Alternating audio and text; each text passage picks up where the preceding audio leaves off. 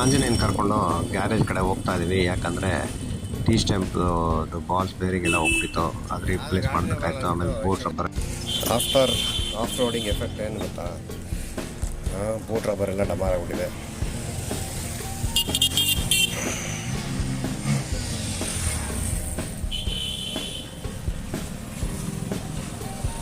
But ಒಂದೇ ಒಂದು of road ಮಾಡ್ತಾ ಈ ಥರ ಆಗಲ್ಲ, ತುಂಬ ದಿವಸ ಆಗಿರುತ್ತಲ್ಲ, ಹಾರ್ಡ್ ಆಗಿಬಿಟ್ಟಿರುತ್ತೆ.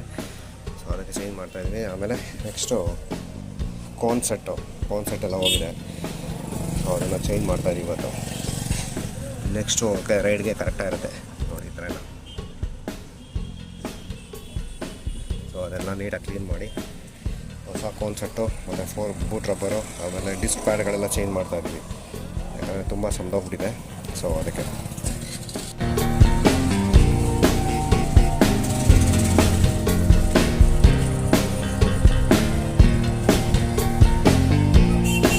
ಬೂಟ್ ರಬ್ಬರ್ ತಗೊಂಡಿದ್ದೀವಿ ಒಂದು ಪೇರು, ಅದು ರಾಯಲ್ ಎನ್ಫೀಲ್ಡ್ ಹಾಕೋಣ ಅಂತ. ಬೇರೆ ಆಫ್ಟರ್ ಮಾರ್ಕೆಟ್ ಸಿಗುತ್ತೆ, ಸ್ವಲ್ಪ ಲೂಸ್ ಆಗಿರುತ್ತೆ, ಚೆನ್ನಾಗಿರುತ್ತೆ ಆರ್ಎಸ್ಗೆಲ್ಲ. ಬಟ್ ಇದು ಹಾಕೋಣ ಅಂತ ತೊಗೊಂಡಿದ್ವಿ.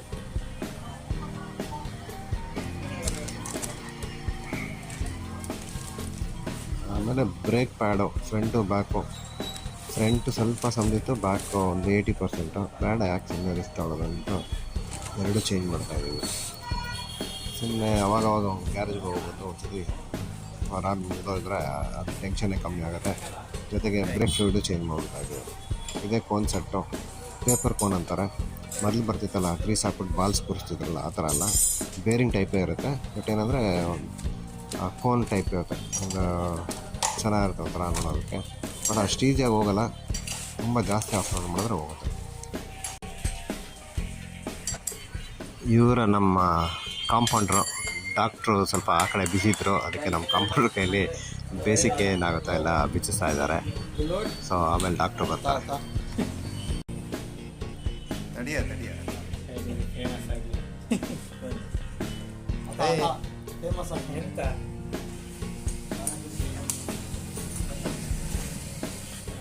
ಇವರೇ ನಮ್ಮ ಡಾಕ್ಟ್ರು, ಸರ್ಜನ್ನು ಎಲ್ಲ ಆಲ್ ಇನ್ ಒನ್, ಇವರೇ ಎಲ್ಲ ಮಾಡೋದು.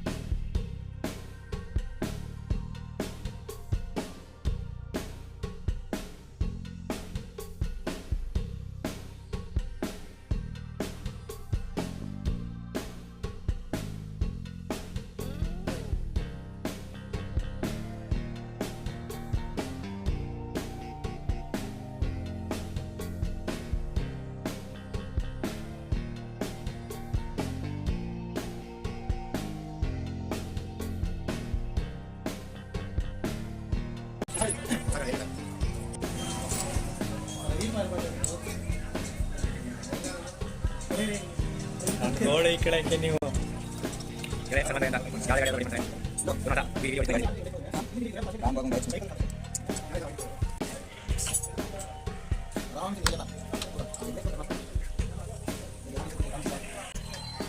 ಕುಂಟಿ ಆಗೋಯ್ತಲ್ಲಪ್ಪ, ಒಂದು ಕಾಲು ತೆಗ್ದಾಕ್ಬಿಟ್ಟವ್ರಪ್ಪ. ಇನ್ನೊಂದು ಕಾಲ ತೆಗ್ದಾಕ್ತಾರೆ, ಒಂದು 2 ನಿಮಿಷ.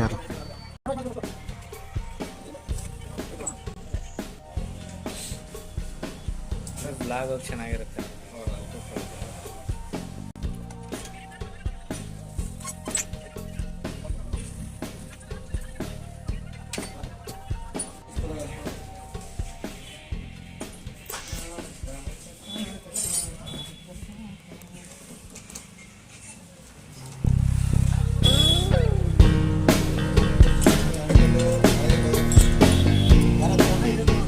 ನಮ್ಮ ಗಾಡಿಗೆ ಹಾಕ್ಸ್ಕೊಬಿಡ.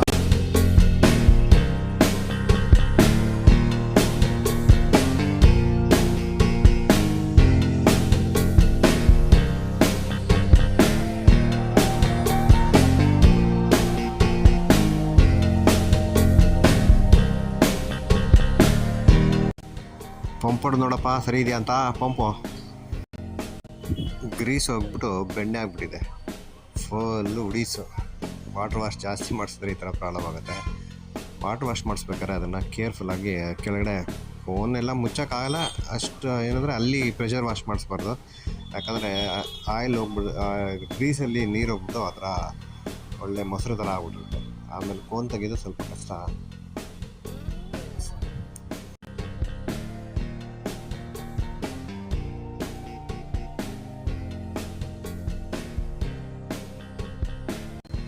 ನಮ್ಮ ಡಾಕ್ಟ್ರ್ ಹೇಳ್ತಾಯಿದ್ರೆ ಡಬಲ್ ತಗೊಂಬನ್ನಿ, ಜಾಮ್ ತುಂಬಿಕೊಡ್ತೀನಿ ಅಂತ.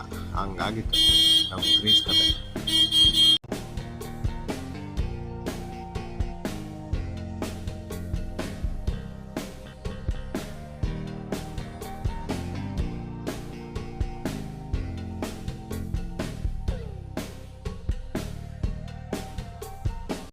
ಇಲ್ಲಿ ನಮ್ಮ ಡಾಕ್ಟ್ರದು ಚಾಲೆಂಜಿಂಗ್ ವರ್ಕ್ ಸ್ಟಾರ್ಟ್ ಆಯಿತು.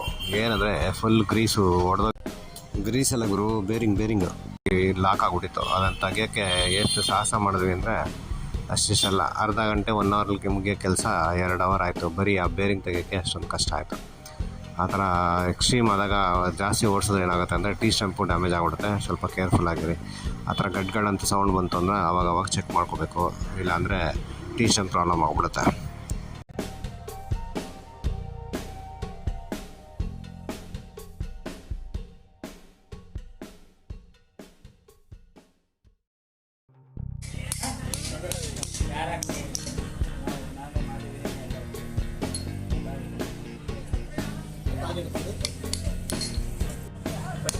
Completed with chili fry.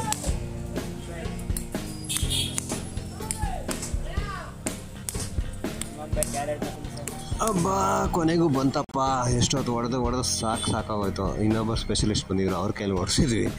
ಎಲ್ಲ ಸೇರ್ಕೊಂಡು ಹೊಡೆದು ಏನೋ ಮಾಡಿ ತೆಗೆದ್ವಿ. ಸದ್ಯ ಏನಂದರೆ ಟೀ ಸ್ಟಂಪ್ ಏನೋ ಬೆಂಡ್ ಆಗಲಿಲ್ಲ.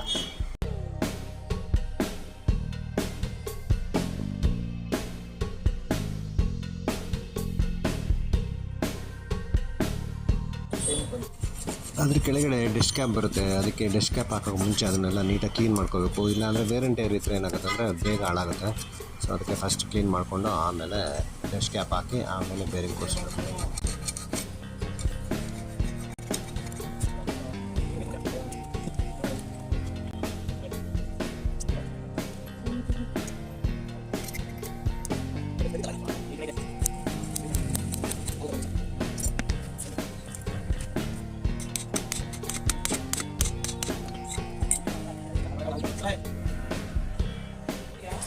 ಈಗ ಕೋನ್ ಕೂರಿಸೋ ಸಮಯ. ಕೋನು ಸ್ವಲ್ಪ ಟೈಟಾಗಿರುತ್ತೆ. ನಿಧಾನಕ್ಕೆ ಟ್ಯಾಪ್ ಮಾಡಿಕೊಂಡು ಈಕ್ವಲಾಗಿ ಟ್ಯಾಪ್ ಮಾಡಬೇಕು. ಎಲ್ಲ ಸೈಡು ರೈಟ್ ರೌಂಡ್ ಎಲ್ಲ ಟ್ಯಾಪ್ ಮಾಡ್ಕೊಂಡು ಕೂರಿಸಿದ್ರೆ ನೀಟಾಗಿ ಕೂರಿಸ್ಕೊಳ್ಳುತ್ತೆ.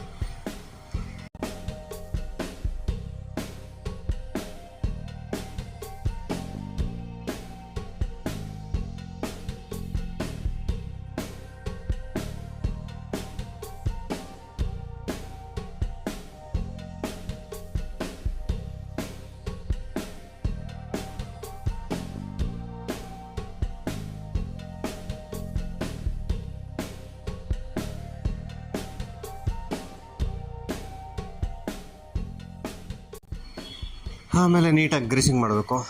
ಗ್ರೀಸು ಸ್ವಲ್ಪ ಜಾಸ್ತಿನೇ ಹಾಕಿ ಏನು ಪ್ರಾಬ್ಲಮ್ ಇಲ್ಲ, ಯಾಕಂದರೆ ಅವಾಗ ತೆಗಿಯಲ್ವಲ್ಲ ಅದು. ಒಂದು ಸತಿ ನೀಟಾಗಿ ಹಾಕ್ಬಿಟ್ರೆ ಕರೆಕ್ಟಾಗಿರುತ್ತೆ.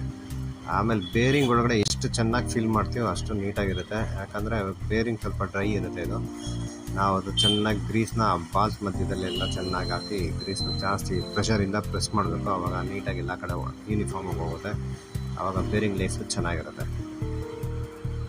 ನಮ್ಮ ಡಾಕ್ಟ್ರ್ ಏನಿಲ್ಲ, ಸಿಕ್ಕಿದೆ ಚಾನ್ಸ್ ಅಂದ್ಬಿಟ್ಟು ಒಂದು ಫುಲ್ ಪ್ಯಾಕೆಟ್ ಖಾಲಿ ಮಾಡ್ತೀನಿ ಅಂತ ಹೇಳ್ಕೊಂಡಿದ್ರು. ಅಯ್ಯೋ ಅಷ್ಟೊಂದು ತುಂಬಬೇಡಪ್ಪ, ವೇಸ್ಟ್ ಆಗುತ್ತೆ, ಎಷ್ಟು ಬೇಕೋ ಅಷ್ಟೇ ಹಾಕು ಅಂತ ಹೇಳ್ಬಿಟ್ಟು ಹಾಕ್ಸಿದ್ವಿ.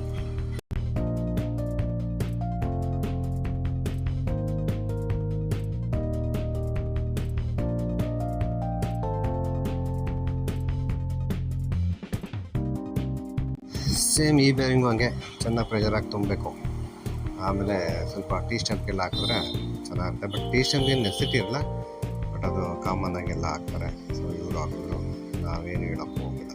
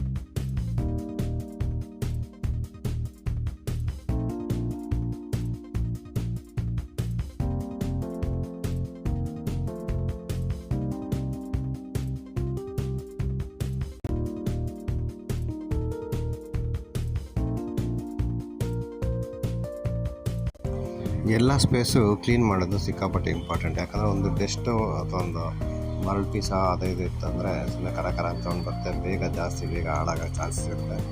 ಅದಕ್ಕೆ ಏನೇ ಬಿಚ್ಚಿದೆ ಇದೆ ಅಂತಲ್ಲ, ನೀವು ಏನೇ ಗಾಳಿಯಿಂದ ಬಿಚ್ಚಿದ್ರು ಹಾಕ್ಬೇಕಾದ್ರೆ ಒಂದ್ಸತಿ ಒಳ್ಳೆಯದೊಂದು ವೇಸ್ಟ್ ಕ್ಲೀನಾಗಿರೋದೊಂದು ವೇಸ್ಟ್ ತೊಗೊಂಡು ಕ್ಲೀನ್ ಮಾಡ್ಬಿಟ್ಟು ಹಾಕಿದ್ರೆ ಅದು ತುಂಬ ಬೆಟರು. ತುಂಬ ಮ್ಯಾಕ್ಸಿಮಮ್ ಮೆಕ್ಯಾನಿಕ್ಸ್ ಎಲ್ಲ ಅದೇ ಮಾಡ್ತಾರೆ, ಯಾಕಂದರೆ ಅವ್ರಿಗೂ ಗೊತ್ತಿರುತ್ತೆ. ಫಸ್ಟ್ ಕಲಿಯೋದೇ ಅದು. ಎಷ್ಟು ಸರ್ವಿಸ್ ಮಾಡೋಕ್ಕೆ ಮುಂಚೆ ಎಷ್ಟು ಗಾಡಿ ವಾಟರ್ ವಾಶ್ ಮಾಡಿಸಿ ಎಲ್ಲ ಕ್ಲೀನ್ ಮಾಡಿ ಆಮೇಲೆ ಸರ್ವಿಸ್ ಮಾಡಿಸ್ತಾರೆ ತುಂಬ ಜನ. ಇನ್ನು ಕೆಲವರು ಬಿಚ್ಚಿಬಿಟ್ಟು ಸರ್ವಿಸ್ ಮಾಡಿದ್ಮೇಲೆ ವಾಟರ್ ವಾಶ್ ಮಾಡಿಸ್ತಾರೆ. ಕೆಲವರೆಲ್ಲ 90% ಜನ ವಾಟರ್ ವಾಶ್ ಮಾಡಿಸಿ ಆಮೇಲೆ ಸರ್ವಿಸ್ ಮಾಡಿಸ್ತಾರೆ. ಅದೇ ಥರ ನಾನು ಬೆಳಗ್ಗೆ ವಾಶ್ ಮಾಡ್ಕೊಂಡು ಬಂದಿದ್ದೆ ಗಾಡಿನ.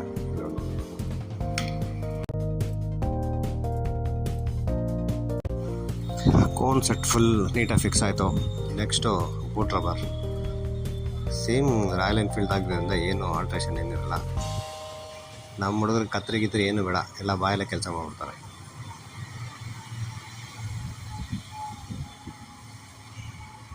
QC pass okay. ಈಗ ಒಂದು 1/1 ಬಿಚ್ಚಿರೋ ನಟ್ ಬೋಲ್ಟ್ ಎಲ್ಲ ವಾಪಸ್ ಫಿಕ್ಸ್ ಮಾಡಬೇಕು. ಬಟ್ ಏನಂದರೆ ಇದರಲ್ಲಿ ಅಡ್ವಾಂಟೇಜು ಎಲ್ಲ ನಮಗೆ ಆಲನ್ ಕೀ ಬರುತ್ತೆ. ಸೊ ಸಖತ್ ಈಸಿಯಾಗಿ ತೆಗಿಬೋದಿಲ್ಲ ಅಂದರೆ.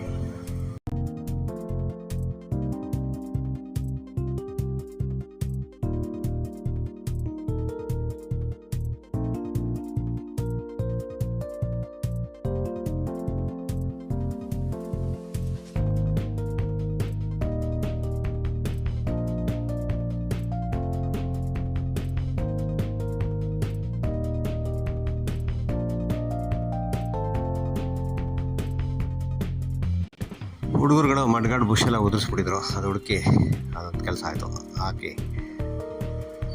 ಬಟ್ ಏನಂದರೆ 2 ಮಡ್ಗಾಡು ಬಿಚ್ಚಬೇಕಲ್ಲಪ್ಪ.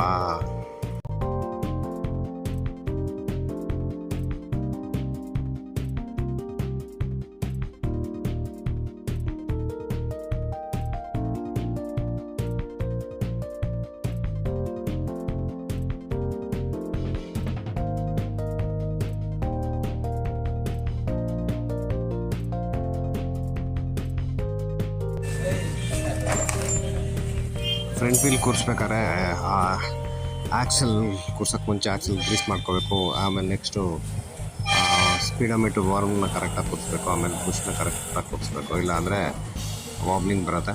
ಸೊ ಅದನ್ನು ಅವರು ಮಾಡಿದ್ರೆ ಏನು ಪ್ರಾಬ್ಲಮ್ ಬರೋಲ್ಲ. ನಾನು ಹೇಳ್ತಾರೆ, ನಾನು ಇದೆಲ್ಲ ಎಕ್ಸ್ಪ್ಲೈನ್ ಮಾಡ್ತಾಯಿದ್ರೆ ನಾವು ಪರ್ಸ್ನಲಾಗಿ ಎಮರ್ಜೆನ್ಸಿ ಎಲ್ಲೂ ಗ್ಯಾರೇಜ್ ಸಿಕ್ಕಿಲ್ಲ, ನಾವೇ ಏನಾದ್ರು ಸಣ್ಣ ಪುಟ್ಟ ಕೆಲಸ ಮಾಡಬೇಕು ಅಂದಾಗ ಇದನ್ನೆಲ್ಲ ಹೇಳ್ತಾ ಇದ್ದೀನಿ ಅಷ್ಟೇ. ಗ್ಯಾರೇಜಲ್ಲಿ ಹೋದರೆ ಅವ್ರಿಗೆ ಗೊತ್ತಿರುತ್ತೆ, 100% ಪರ್ಫೆಕ್ಟ್ ಮಾಡ್ತಾರೆ.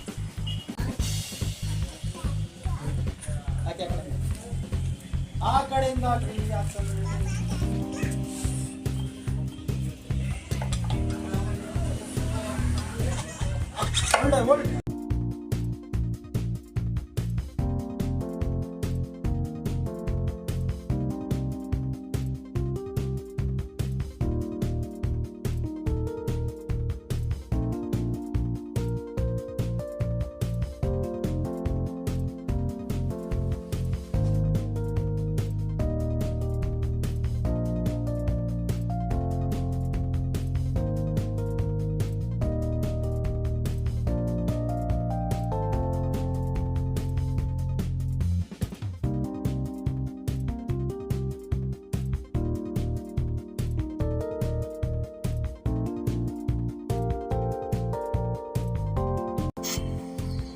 ಫ್ರಂಟ್ ವೀಲ್ದು ಬ್ರೇಕ್ ಪ್ಯಾಡ್ ಚೇಂಜ್ ಮಾಡಬೇಕು. ಸೊ ಪ್ಯಾಡ್ ಬಿಸ್ತಾ ಇದ್ದಾರೆ, ಸಿಕ್ಕಾಬಟ್ಟೆ ಸಮದೋಗ್ಬಿಟ್ಟಿತ್ತು. ನಾನು ನೋಡೇ ಇರಲಿಲ್ಲ, ಅಬ್ಸರ್ವೇ ಮಾಡಿರಲಿಲ್ಲ. ಆಮೇಲೆ ಬಿಚ್ಚಿದ ಮೇಲೆ ಗೊತ್ತಾಯಿತು ಇಷ್ಟೊಂದು ಸಮದೋಗಿದೆ ಅಂತ. ಬಟ್ ಇನ್ನೂ ಜಾಸ್ತಿ ಓಡಿಸಿದ್ರೆ ಏನಾಗುತ್ತೆ ಅಂದರೆ ಡಿಸ್ಕ್ ಡ್ಯಾಮೇಜ್ ಆಗಿಬಿಡುತ್ತೆ.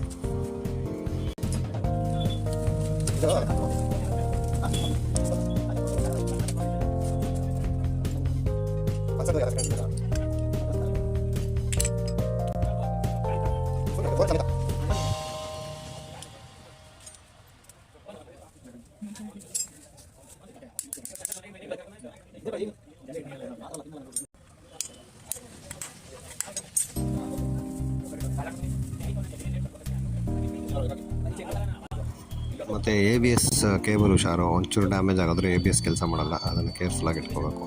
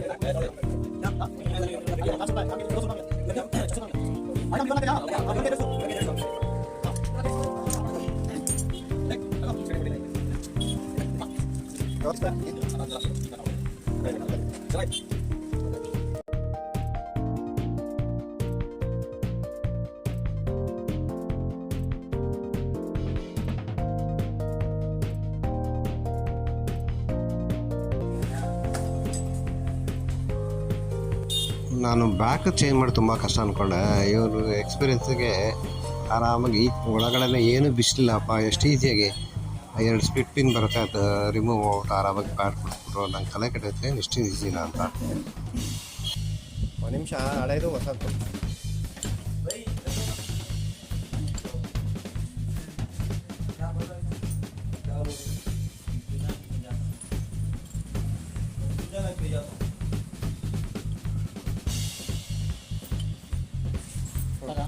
Done.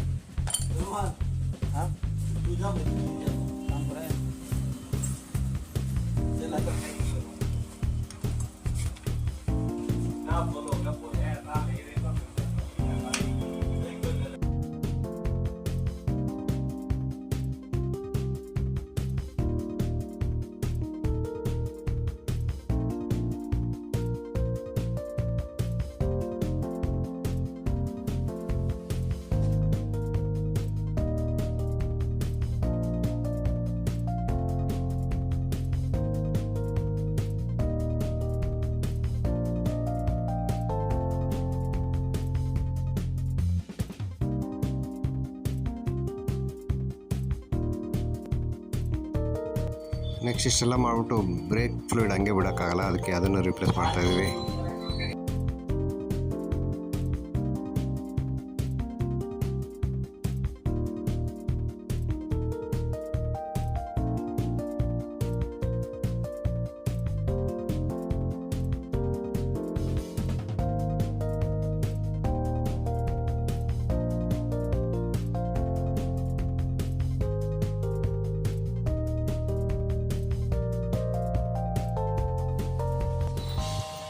.4 ಆಯಿಲ್ ಬರುತ್ತೆ.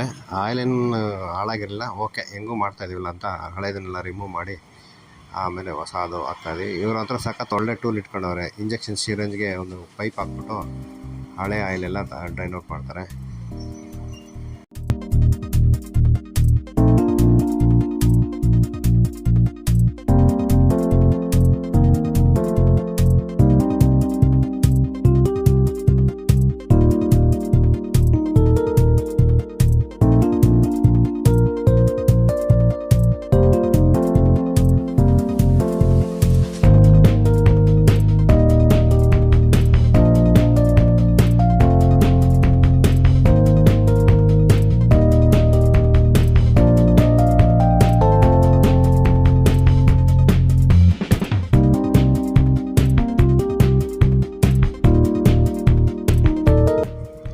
ಬ್ರೇಕ್ ಫ್ಲೂಯಿಡ್ ಹಾಕ್ಬೇಕಾದ್ರೆ ಸ್ವಲ್ಪ ಕೇರ್ಫುಲ್ ಆಗಿರಬೇಕು, ಯಾಕಂದರೆ ಅದು ಬಟ್ಟೆ ಮೇಲೆ ಅಥವಾ ಪೇಂಟ್ ಜಾಗಗಳ ಮೇಲೆ ಬಿದ್ದರೆ ಅದು ಪೇಂಟ್ ಎಲ್ಲ ಡ್ಯಾಮೇಜ್ ಮಾಡುತ್ತೆ, ಬಟ್ಟೆ ಡ್ಯಾಮೇಜ್ ಮಾಡುತ್ತೆ. ಹುಷಾರಾಗಿ ಹಾಕಿ.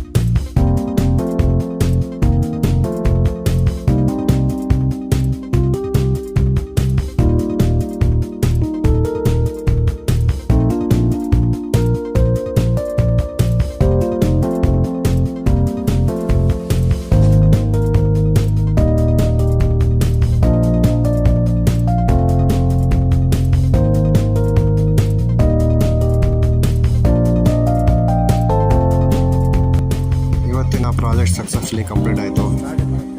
ನೆಕ್ಸ್ಟ್ ಪ್ರಾಜೆಕ್ಟ್ ಒಂದು ಟೈರ್ ಚೇಂಜ್ ಮಾಡಬೇಕು, ಆಮೇಲೆ ನೆಕ್ಸ್ಟು ಆಯಿಲ್ ಚೇಂಜ್ ಮಾಡಬೇಕು. ಅದೊಂದು ವಿಡಿಯೋ ಮಾಡ್ತೀನಿ. ನಮ್ಮ ಆಂಜನೇಯ ಅದನ್ನು ಟ್ರಯಲ್ ತಗೊಂಡು